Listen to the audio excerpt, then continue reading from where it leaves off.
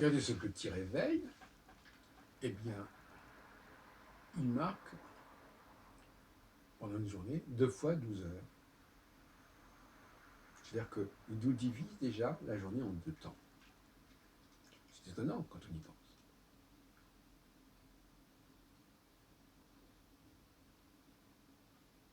On va dire qu'il est 3 heures du matin ou 3 heures d'après-midi. Ce qu'on appelle en anglais anti-méridiem et post-méridiem, AM, PM.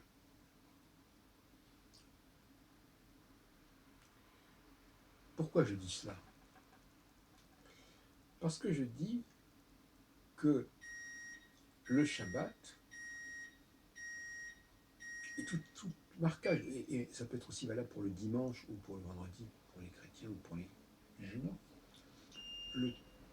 le moment de midi est un moment essentiel, puisqu'on marque effectivement ce qui est avant et après midi. D'où l'expression après midi d'ailleurs. Afternoon. Bon, on voit au problème de noon, qui est la 9e heure, etc. Enfin, on ne va pas rentrer dans les discussions de ce genre. Midi, le mot en français veut dire la moitié du jour. Mi-ties, ties, le jour. Comme lundi, le jour aussi, le jour de la nuit. Et par opposition à minuit, effectivement, qui est la moitié de la nuit. Donc, je disais que le système des 3 ans et demi a quelque chose d'un petit peu insolite, effectivement. On est 3 jours et demi encore plus insolite. Parce qu'on a tendance à vouloir avoir des chiffres comme ça, bien précis, 3 ans, 4 ans. Qu'est-ce que c'est que 3 ans et demi? C'est comme ça, c'est lié à ces cycles qu'on n'a pas choisis, enfin qu'on a choisis, mais qui sont comme ils sont. Ce sont des cycles de 7 ans, et un cycle de 7 ans, forcément, à un moment donné, si on divise en 2, ça donne 3 ans et demi. 2 fois. Et comme je le disais, si on rentre dans une logique sabbatique, c'est-à-dire où il y a un temps pour la melacha, pour l'action, il y a un temps pour le repos, pour l'arrêt des choses. Comme il est dit explicitement, à la fois dans le livre de la création, mais aussi dans le récit du Shabbat, qui est exposé parmi les 10 commandements, justement, ce qu'on appelle les 10 commandements d'ailleurs à tort. Le respect du Shabbat, c'est le respect, justement, de ce principe, de cette coupure entre le temps du travail et le temps du repos, mais une coupure qui normalement doit être de même ordre, c'est-à-dire 3,5, 3,5, et non pas 6 plus 1. Nous avons déjà expliqué ça. Donc, il y a un temps qui n'est plus du tout respecté aujourd'hui, et notamment pas du tout par les Juifs, en l'occurrence, c'est le temps du midi, du méridien, c'est-à-dire la moitié du jour. Il n'est plus respecté. On nous parle de la tombée du jour. C'est très bien la tombée du jour, mais en fait, il y a le moment intermédiaire, le moment de basculement de la semaine, il ne se fait pas la nuit, il se fait en plein jour, en plein midi.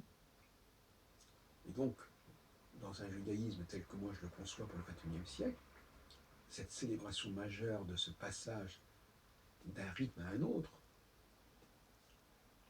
de la phase conjonctionnelle, comme je le dis dans mon langage, de la phase disjonctionnelle, quand le signal n'est plus lisible, quand il devient illisible, et donc quelque part qu'il ne peut plus nous porter comme il le faisait, qu'il ne peut plus nous rassembler, nous réunir comme il le faisait. Il faut trouver à ce moment-là des expédients, il faut trouver d'autres façons de faire les choses. Mais le Shabbat nous dit bien qu'à ce moment-là, il y a des choses qu'il ne faut plus faire. Un des commandements, c'est bien ne pas faire certaines choses que l'on peut faire pendant la période active, mais qu'on ne peut plus faire dans la période passive. Alors effectivement, peut-être plus commode de dire que cette période passive doit être réduite à un jour plutôt qu'à 3 jours. effectivement, là, il y a un problème effectivement d'organisation du temps qui a peut-être joué dans ce sens, mais le principe est bien celui-là. Donc, on va parvenir sur tous les textes qui parlent de ces 3 ans et demi, plus souvent d'ailleurs que les 3 jours et demi, entre parenthèses. Je passe en disant qu'aussi, il y a aussi non seulement les 1260 jours qui correspondent à 3 ans et demi, mais on bascule aussi vers 1260 ans, qui correspondent à d'autres durées qui sont branchées là-dessus. Donc on passe à ce moment-là du jour à l'année et de l'année à une autre dimension. Donc effectivement, quand on dit 1260 jours, on peut aussi entendre 1260 ans. Donc on n'est plus dans les périodes de 30 ans ou de 7 ans, on est dans un tout autre registre de temporalité qui est fondamental dans le prophétisme biblique et dans le prophétisme néo-testamentaire et apocalyptique. Donc, il faut accepter l'idée, il faudrait revérifier bien entendu si dans certaines religions ce respect de la journée de midi est important, les 12 coups de midi ou les 12 coups de minuit, mais il semblerait que ce soit très important d'intervenir dans cet axe midi-minuit. Ça paraît fondamental. Alors, il est beaucoup plus que dans l'axe d'ailleurs 6-18 matin ou soir. Pourquoi? Parce que 3 ans et demi, ben, vous n'avez qu'à regarder, vous commencez au point zéro de la journée, c'est-à-dire à minuit. Au bout de 3 ans et demi, 3 jours et demi, vous êtes à midi. Et puis au bout de 3 ans et demi, 3 jours et demi, vous êtes à nouveau à minuit. Donc on a bien une dialectique midi-minuit, minuit-midi. Ce sont ces moments-là qui sont fondamentaux sur le plan du découpage du temps. N'est-ce pas? Ce sont ces moments-là qui sont au niveau puisque la semaine, le respect de la semaine, c'est une mitzvah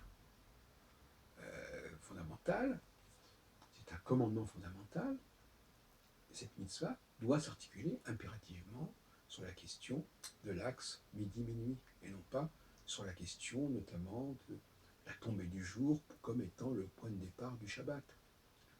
Tout se passe dans la religion juive aujourd'hui comme si cet axe midi-minuit n'était absolument pas respecté.